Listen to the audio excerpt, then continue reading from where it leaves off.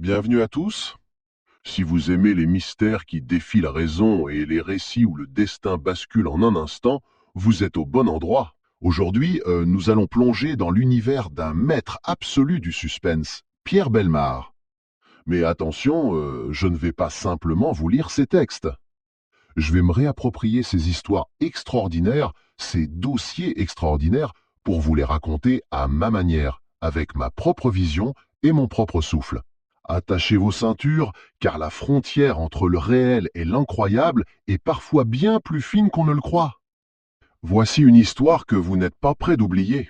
Sir Gould déteste Lady Gould. Mais qui pourrait s'en douter? Darling, après vous, je vous en prie, chérie. Lady Gould déteste encore plus Sir Gould, si c'est possible. Mais rien ne le laisse supposer. Darling, n'oubliez pas votre chapeau. Il y a 20 ans qu'ils sont mariés et 20 ans qu'ils se détestent. Et il y a 20 ans que personne ne s'en doute. C'est à l'occasion d'un séjour à Monte-Carlo que le vieux lord et sa vieille lady vont le proclamer à la face du monde, d'une bien drôle de façon. Car contrairement à ce que vous pourriez penser, Sir Gould ne va pas tuer Lady Gould, et le contraire non plus. C'est logique. Si l'un supprimait l'autre, petite carte postale en provenance de Monte-Carlo, principauté riante, son rocher, ses palmiers, son casino. Cette carte postale est du mois d'août 1907. Mary. Le texte est en anglais, je vous lis les sous-titres. Rentrons pour le week-end, préparez le château, envoyez la voiture à la gare Victoria, train de 8 heures. Laure et Lady Gould. Cette carte postale est écrite à une table du jardin d'été du casino de Monte-Carlo par Lady Gould sous l'œil de ses relations du moment, des relations endiamantées. Mais cette carte postale arrive en Angleterre dans un petit appartement de Chelsea, presque vide, minable et en location. Il n'y a pas plus de mairie domestique que de châteaux et que de voitures. Laure et Lady Gould sont des escrocs, de petits escrocs. Disons plutôt qu'ils profitent, au jour le jour, des situations en jouant sur leurs titres. Car Lord Gould appartient réellement à une noble famille irlandaise. Il est baronnet. C'est peu, mais les quelques objets à son chiffre qu'il étale volontiers sont authentiques. Nul ne peut s'y tromper. De la canne à pommeau d'argent et d'ivoire vieilli à la perle de son épingle de cravate, Lord Gould est baron estampillé d'origine. Mais imbibé de whisky jusqu'à la moelle de ses os chenus. Il est petit, maigre, délabré, avec une élégance indubitable. Lady Gould, c'est autre chose, et pour cause. D'abord, c'est une Française. Grande, grosse et laide. Un visage où tout s'écroule. Les yeux, le nez, le menton. Un mélange de graisse et de dureté. Elle s'appelle Marie-Violette. Née d'une paysanne de l'Isère et d'un bourgeois inconnu. Leur aventure sentimentale avant le mariage est un modèle du genre. Elle était lingère, il était baron. Elle voulait devenir baronne, il préférait le whisky. Le piège fut aisé, le baron n'avait pas un sou, la lingère lui a fourni le whisky jusqu'à plus soif, jusqu'à ce qu'il l'épouse dans un état d'ébriété permanente. Ah, le réveil fut brutal. Imaginez, le pauvre et maigre lord dessoulé s'éveillant un beau matin à Paris dans une chambre sordide auprès d'une Marie-Violette tout en graisse et en brutalité. D'après lui, et qui ne le croirait pas, le mariage consommé, plus de whisky gratuit. Si tu en veux, tu te débrouilles, baron. Ce genre de formule étant réservé à la plus stricte intimité, bien entendu. À l'extérieur, on arrondit les angles. Darling, après vous, je vous en prie. Mon mari est baron, c'est amusant, non? Ma femme est française, c'est un piquant. Ils se détestent. Ils se haïssent depuis 20 ans qu'ils combinent ensemble de minables petites escroqueries. Ils ont écumé la France, puis le Canada, et puis l'Angleterre. Ils ont joué dans tous les casinos, fait des dettes dans tous les hôtels, déménagé la cloche de bois de toutes les villes. Ils ont 60 ans. C'est bientôt l'âge de la retraite. Marie-Violette a décidé de traîner son ivrogne de mari à Monte-Carlo. Ils ont loué une villa dans l'avenue des Fleurs. Il joue et il boit comme un trou. Elle tire des plans sur la comète. Ils ont 15 jours pour trouver une source de revenus. Premièrement, tendre une toile d'araignée, faire croire qu'on est riche, donner de petites réceptions, soigner le moindre détail, la carte postale par exemple. Deuxièmement, repérer une mouche. la femme riche mais seule étant la meilleure des mouches. Troisièmement, se débrouiller pour lui prendre son argent. Ce genre de plan laissant bien entendu toute latitude quant au choix des moyens. En résumant ce que l'on a appris par la suite, voici le choix des moyens. Darling, qui est cette charmante jeune femme? Vous ne m'avez pas présentée. Miss Levin, darling. Emma Levin. N'est-elle pas ravissante? Ravissante? Emma Levin. Elle a plutôt l'air d'un carabinier, à vrai dire, et cette charmante jeune femme a pour le moins 50 ans. Vous êtes seule ici, Miss Levin? Comme c'est triste. Mais darling, Miss Levin n'est plus seule à présent, n'est-ce pas? Vous viendrez prendre le thé jeudi? Si, j'y tiens. Nous y tenons absolument, n'est-ce pas, darling? Absolument, Miss Levin. Puisque Lady Gould vous invite, il faut venir. On ne résiste pas à Lady Gould quand elle a décidé quelque chose. Ainsi, Miss Levin viendra jeudi prendre le thé à la villa. Alors il est temps pour Lady Gould de faire ses préparatifs. Préparatifs de départ, tout d'abord. Si Miss Levin vient prendre le thé jeudi, Laure et Lady Gould s'en iront vendredi. Du moins, Marie-Violette en a-t-elle décidé ainsi, et son Lord Marie s'en étonne. Mais on va pas partir maintenant. J'ai gagné 100 francs au casino hier. Mais tu les as déjà vus. Mais il n'y a pas de mais. Écoute-moi. Jeudi, tu recevras Miss Levin à l'heure du thé tout seul. Mais pourquoi tout seul? T'occupe. Tu lui diras que je prépare un gâteau dans la cuisine. Puis tu la feras asseoir dans ce fauteuil, tu vois? Oui, après. Tu prendras ceci. Un pilon? Pourquoi faire? Pour l'assommer. Mais je veux pas l'assommer. À ton aise. Il n'aura pas une goutte de whisky pendant une semaine. Priver Lord Gould de whisky pendant une journée serait largement suffisant pour lui faire les pires bassesses. Mais assommer une dame, cela demande réflexion. Et si je l'assomme, qu'est-ce que tu en fais? Tu verras bien. Lord Gould est lâche, et cette réponse lui suffit. Il nous faut préciser toutefois que l'état comateux et alcoolique dans lequel il se trouve de façon permanente ne lui permettrait guère de se conduire autrement. Donc, Miss Emma viendra prendre le thé jeudi. Les malles sont prêtes. Et pour ce couple merveilleusement assorti, c'est le commencement de la fête. Miss Emma Levin, je vous l'ai dit, a l'air d'un carabinier. En réalité, elle est suédoise. Alors dites, elle se présente au portillon de la villa où Lord Gould la reçoit avec volubilité. Il a puisé tout son courage dans l'alcool, c'est dire qu'il a dû forcer la dose habituelle. Et entrez, Miss Levin, et par ici, Miss Levin. Et comment allez-vous? Beau temps, n'est-ce pas? Ma femme arrive tout de suite. Elle est dans la cuisine. Un gâteau pour vous. Mais non, c'est la moindre des choses. Asseyez-vous, Miss Levin, je vous en prie. Ouf!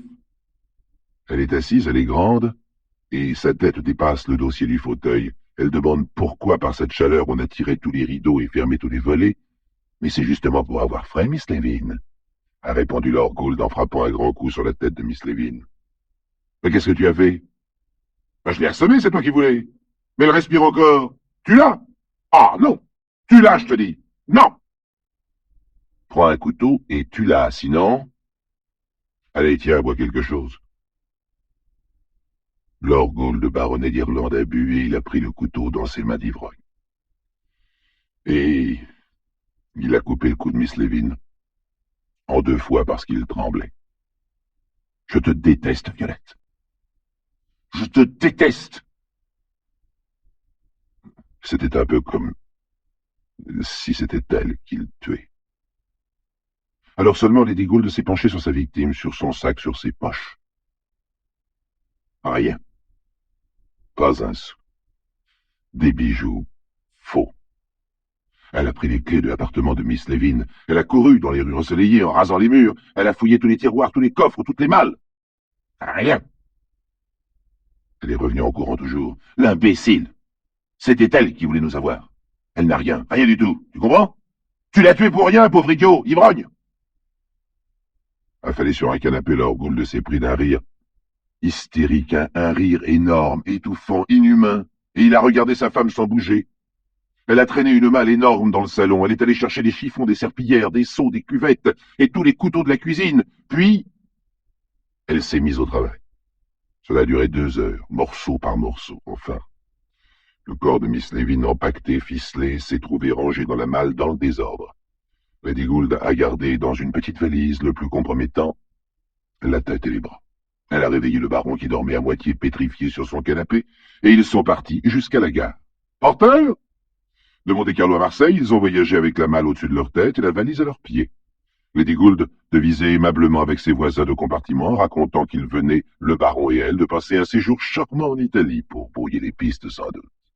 À Marseille, Lord Gould n'était plus qu'un fantôme, ivre et titubant que sa femme tirait par la main comme un gosse. Tu vas dire au porteur de charger cette malle et l'expédier à Londres. Allez! Le porteur flegmatique ne comprend rien à ce que lui raconte ce vieux gentleman rougeau et agité. Mais vous la voulez où, cette malle? Dans quelle gare à Londres? L'anglais n'a pas l'air fixé. Mais c'est à quel nom? Il n'a pas l'air fixé non plus sur son nom. En express ou normal? Lady Gould se précipite avec autorité au secours de son mari. En un clin d'œil, elle a donné faux nom, fausse adresse et payé l'homme. Bien payé même. 1 demi-louis. Le porteur en devient aimable. Votre adresse à Marseille pour le bulletin? Lady Gould ne peut empêcher son mari de répondre instinctivement. Hôtel du Louvre et de la Paix. Le plus grand hôtel de Marseille. Le porteur en devient obséquieux. Permettez, monsieur, donnez-moi votre valise. Je vous la porterai jusqu'au fiacre. De rouge, Lord Gould est devenu vert. Non, mais si, laissez-moi faire. Non, je dis que non. Vous comprendre, je dis non. Bizarre. Il a crié bien fort, ce client. Et son gendarme d'épouse l'entraîne bien vite. Pourtant, la valise a l'air lourde. Songeur, l'homme charge la malle jusqu'au hall d'expédition. Il raconte l'incident à l'employé qui jette un œil soupçonneux sur le colis. Et voilà. On lui trouve une odeur bizarre. On court chercher la police. On ne trouve que la moitié de ce que fut Miss Lewin. Donc l'autre moitié se trouve dans la valise, à l'hôtel du Louvre et de la Paix. On aurait pu croire que devant tant d'imprudence accumulée, le couple ne serait pas à l'adresse indiquée. Erreur. Le portier les a vus entrer en se chamaillant. Elle a demandé qu'on leur monte à dîner et qu'on ne les dérange pas. Lui avait l'air bien fatigué. Le policier se frotte les mains, c'est à peine croyable, mais il va arrêter ces deux-là tout seul, comme un grand. Il va les surprendre au nid. Ce genre de chose est excellent pour l'avancement. Là encore, on pourrait croire que le policier malin va prendre les clés du concierge, monter en catimini jusqu'à la chambre 66, les menottes d'une main, un revolver de l'autre. Erreur. Il frappe à la porte du 66. Et au lieu d'un bruit de dispute, une voix féminine répond « Allez-vous-en! J'ai dit qu'on ne nous dérange pas !» Alors bêtement, le policier rétorque « C'est la douane. C'est à propos de votre malle, madame. » De l'autre côté de la porte, il se fait un grand silence. 1 minute passe. Puis un léger remue-ménage. Et d'un seul coup, la porte s'ouvre. Bousculé d'une main ferme, le policier se retrouve par terre, tandis que lui passe sur le corps, dans l'ordre, Lady Gould depuis son mari, l'un traînant l'autre. Poursuite infernale. Le couple saute dans un fiacre qui attendait le client devant l'hôtel et s'enfuit au grand galop. Le policier coule au corps, s'élance derrière lui, suivi par le concierge de l'hôtel. S'apercevant que les coureurs à pied gagnent du terrain, Lady Gould se résigne à employer les grands moyens. D'une main, elle tend des pièces d'or au cocher, qui n'en demande pas plus, et de l'autre, elle jette le reste dans le sillage du fiacre. L'effet est immédiat et les passants sont bientôt à 4 pattes, se chamaillant pour ramasser les pièces et bloquant la poursuite du policier. Le malheureux époumoné se retrouve noyé dans un groupe de surexcités qui s'arrachent cette fortune tombée du ciel. Alors, il emploie lui aussi les grands moyens. Il grimpe sur un réverbère et, dominant la foule, il hurle « Ce sont des assassins! Ils cherchent à s'enfuir! Il y a une prime pour le premier qui les attrape !» Et là aussi, l'effet est immédiat. Ils sont 20, 50, 100 maintenant qui courent derrière le fiacre, dont les 3/4 d'ailleurs ne savent même pas pourquoi ils courent. Et c'est ainsi que Lord et Lady Gould seront enfin arrêtés, cernés par une foule hurlante dont le policier aura bien du mal à se débarrasser, étant entendu qu'il ne pouvait pas attribuer la prime promise. Privé de whisky, le vieux Lord mettra 3 mois à reprendre ses esprits. Délirium et cauchemar l'empêcheront même de se rendre compte qu'il est en prison. Lady Violette se contentant de nier tout en bloc.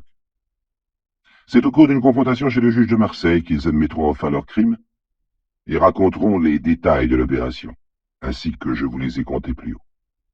Mais le procès fut remarquable. Écoutez Lord Gould. N'accablez pas Lady Gould, messieurs.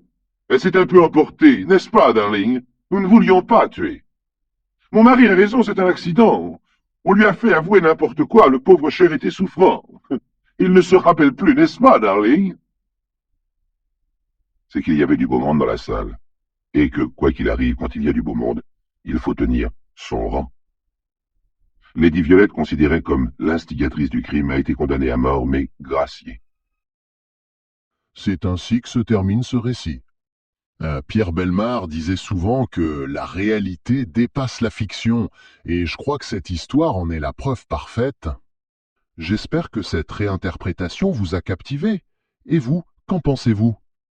S'agit-il d'un simple hasard ou d'une force qui nous dépasse? Dites-le moi en commentaire, j'ai hâte de lire vos théories. Si ce format vous plaît, n'oubliez pas de laisser un pouce bleu et de vous abonner pour ne manquer aucun de nos prochains rendez-vous avec l'insolite. Merci de m'avoir suivi et à très bientôt pour une nouvelle histoire extraordinaire.